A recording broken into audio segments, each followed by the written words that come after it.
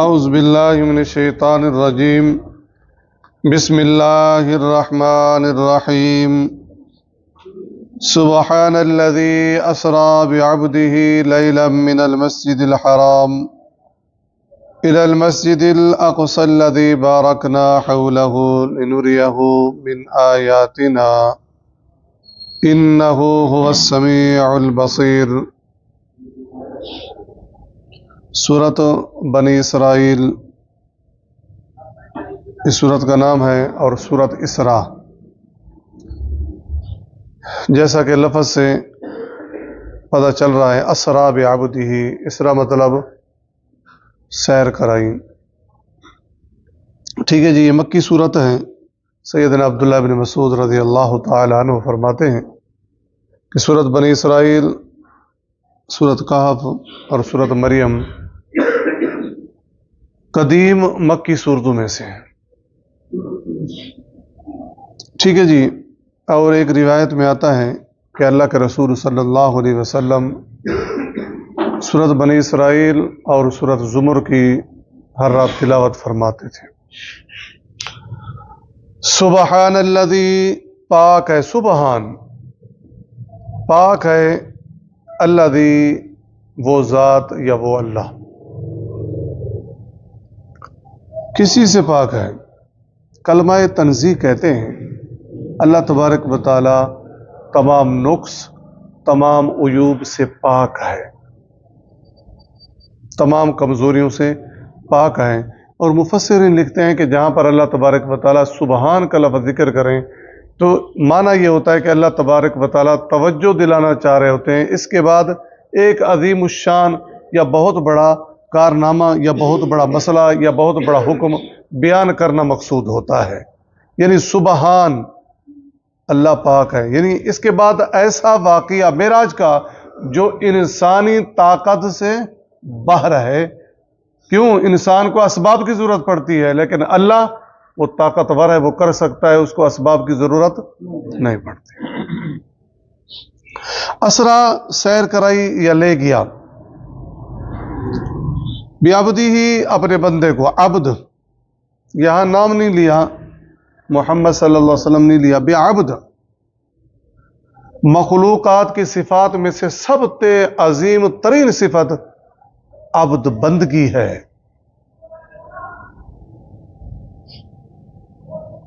اور خالق کی الوہیت ہے، وہ الہ ہے اور ہم کیا ہیں؟ بندگی کرنے والے ہیں۔ یہ سب سے بڑی صفت ہے۔ ٹھیک ہے، بعبدہ ہی اپنے بندے کو، اپنے بندے کو، یہ کیا ہے جی؟ رتبہ، مقام، میرا بندہ جناب محمد الرسول اللہ صلی اللہ علیہ وسلم میرا بندہ۔ ہم کہتے ہیں جی یہ میرا بندہ ہے، کیا مطلب؟ ایک مقام دینے کے لیے، رتبہ دینے کے لیے، یہ ہمارے استاد ہیں جی۔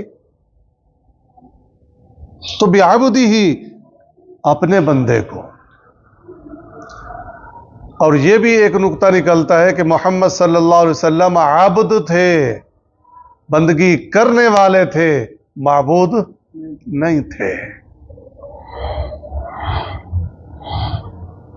ٹھیک ہے جی، لیلاً رات کے ایک حصے میں،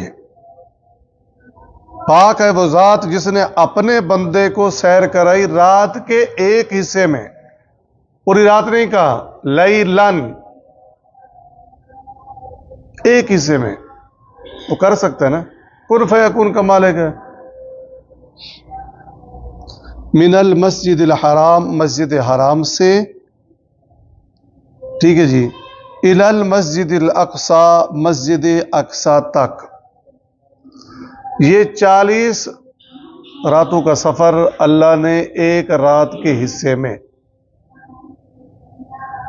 مسجد حرام سے، سب سے دور اگر کوئی مسجد تھی تو یہ مسجد اقصی تھی۔ ٹھیک ہے جی، مسجد اقصی انہی مساجد میں سے ہیں کہ اللہ کے رسول صلی اللہ علیہ وسلم نے فرمایا کہ ان کی زیارت سے کیا ملتا ہے جی؟ ثواب ملتا ہے۔ اس میں ایک مسجد اقصی بھی ہے، اور کون سی ہے؟ مسجد حرام، اور کون سی ہے؟ مسجد نبوی. ٹھیک ہے جی. الذی بارکنا، وہ مسجد اقصی، بارکنا برکت دی ہم نے، حولہ اس کے ارد گرد. کیا مطلب؟ اللہ تبارک و تعالی نے اس کے ارد گرد کیا رکھ دی؟ برکت. ایک تو برکت ظاہری ہو گئی، پھل پیداوار، اور دوسری باطنی ہو گئی. ایک دنیاوی کہہ لیں، ایک روحانی کہہ لیں. دنیاوی تو یہ کہ خوب وہاں ہوا بھی اچھی، موسم بھی اچھا، پیداوار بھی اچھی، یہ ساری چیزیں آ جاتی ہیں. دوسری روحانی کہ وہاں مسجد اقصی ہے. دوسرا وہاں انبیاء کرام آتے رہے. سیدنا ابراہیم علیہ السلام کا مدفن کہاں ہے؟ وہیں پر ہے. تو یعنی کئی انبیاء کرام وہاں پر تشریف لاتے رہے، جسے سرزمین انبیاء کہتے ہیں. پھر اللہ تبارک و تعالی نے آگے وجہ بیان کی کہ ہم نے کیوں سیر کرائی اپنے بندے کو، لنُرِیَہُ، تاکہ دکھائے ہم اس کو، من آیاتنا، اپنی نشانیاں. یہ سفر بھی ایک نشانی ہے اللہ کی قدرت کی، کہ اتنا لمبا سفر رات کے ایک حصے میں.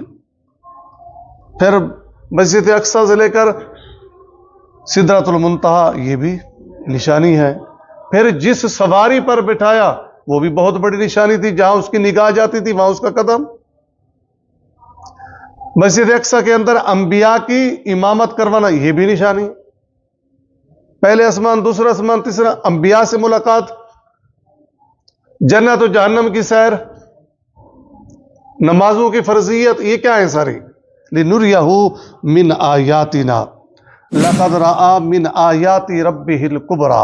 سورۃ النجم. اللہ نے فرمایا کہ ہم نے بڑی اپنی نشانیاں دکھائیں. اِنَّهُ هُوَ السَّمِيعُ الْبَصِيرُ، بے شک وہ اللہ تبارک و تعالی السمیع، سننے والا ہے، البصیر، دیکھنے والا ہے. کیا مطلب؟ کہ اللہ تبارک و تعالی نے اپنے بندے کو سیر کرائی، معراج کرائی، اور وہ سن رہا ہے. کون تصدیق کرتا ہے؟ وہ سن رہا ہے. کون مانتا ہے؟ کون کیا باتیں کر رہا ہے؟ اللہ کے رسول صلی اللہ علیہ وسلم نے آ کر بتایا تو انہوں نے کہا جی ہم نہیں مانتے. ابو بکر کو بتایا گیا تو انہوں نے کہا ہم ایمان لے. کون کیا کر رہا ہے؟ انہ هو السمیع، کون کیا باتیں کر رہا ہے؟ انکار کی کر رہا ہے یا تصدیق کی کر رہا ہے؟ سمیع، وہ اللہ سن رہا ہے. البصیر، اور دیکھ رہا ہے کون کیا کر رہا ہے. وَآتَيْنَا، اور دی ہم نے موسیٰ الکتاب، موسیٰ علیہ السلام کو، الکتاب، کتاب یعنی تورات. وَجَعَلْنَاهُ، اور اسے بنایا تورات کو، ہدن، ہدایت، لبنی اسرائیل، بنی اسرائیل کے لیے. تورات کو بنی اسرائیل کے لیے کیا بنایا جی؟ ہدایت. اللہ تتخذوا، کہ نہ ٹھہراؤ تم، من دونی، میرے سوا، وکیلا، کارساز. یعنی تورات کا لب لباب کیا تھا؟ مرکزی مضمون کیا تھا؟ توحید. یہ ہے آگے، اللہ تتخذوا من دونی وکیلا. ہم نے تورات کو بنی اسرائیل کے لیے کیا بنایا؟ ہدایت. اور ہدایت میں سب سے بنیادی چیز کیا ہے؟ اللہ کی توحید. اللہ تتخذوا من دونی وکیلا، کہ تم میرے علاوہ کسی کو کار ساز نہ سمجھنا، کسی پر بھروسہ نہ کرنا. اب اس میں ربط کیا ہے؟ پہلے معراج ہے، پھر بنی اسرائیل آ گئی، تورات آ گئی. تعلق کیا ہے؟ پہلی آیت میں معراج کا ذکر ہے، دوسری آیت میں تورات اور بنی اسرائیل، موسیٰ علیہ السلام کی قوم کا ذکر ہے. تو اس میں بالکل آسان ہے کہ پہلی آیت میں مسجد اقصی، یہ کیا ہے؟ انبیاء کی سرزمین ہے نا، لیکن تاریخی مقام تو ہے نا. اس کے بعد پھر جو قوم تھی وہ کیا؟ بنی اسرائیل، اس کا ذکر فرمایا. آگے دیکھیں، ذریت من حملنا، اے اولاد، ذریت. یہاں پر ایک اصول ہے گرامر کا، یا ذریت، یا معذوف ہے یعنی حذف ہے. اے ذریت، اے اولاد، من حملنا، ہم نے سوار کیا، مع نوح کے ساتھ، ان لوگوں کی اولاد جن کو ہم نے نوح کے ساتھ کشتی میں سوار کیا تھا ان کو ہم نے بچایا تھا۔ نوح علیہ السلام کے کتنے 3 بیٹے، سام، حام اور یافس۔ سام کی اولاد میں سے سیدنا ابراہیم علیہ السلام اور ان کی اولاد میں سے بنی اسرائیل۔ یہ ایک تاریخی اللہ تبارک و تعالی نے ان کی بنی اسرائیل کی تاریخ بیان کیا ہے۔ اور دوسری بات اللہ تبارک و تعالی مخاطب کرنا چاہ رہا ہے، اے ان لوگوں کی اولاد جو نوح کے ساتھ، یعنی نوح کے ساتھ جو بچے تھے وہ اچھے تھے یا برے تھے؟ اچھے تھے۔ تم ان لوگوں کی اولاد ہو، وہ نیک تھے تبھی تو بچ گئے تھے اور نوح علیہ السلام کے ساتھ سوار ہو گئے تھے۔ انہو کان عبدا شکورا، بے شک وہ نوح علیہ السلام ہمارا شکر گزار بندہ تھا۔ اے بنی اسرائیل، تم بھی، تمہارے بڑے اچھے تھے، نیک تھے، لیکن تم بھی کیا کرو، انہی کے راستے پر اور انہی کے طریقے پر چلو اور تم بھی شکری گزاری کرو۔ اب شکر گزاری کیا کرنی ہے؟ آخری پیغمبر جناب محمد الرسول اللہ صلی اللہ علیہ وسلم کو تسلیم کر لو، یہ بہت بڑی نعمت ہے۔ لقد من اللہ علی المؤمنین اذ بعث فیہم رسول۔ پھر دیکھیں جی، سبحان الذی اسری بعبدہ لیلا من المسجد الحرام الی المسجد الاقصی الذی بارکنا حولہ لنریہ۔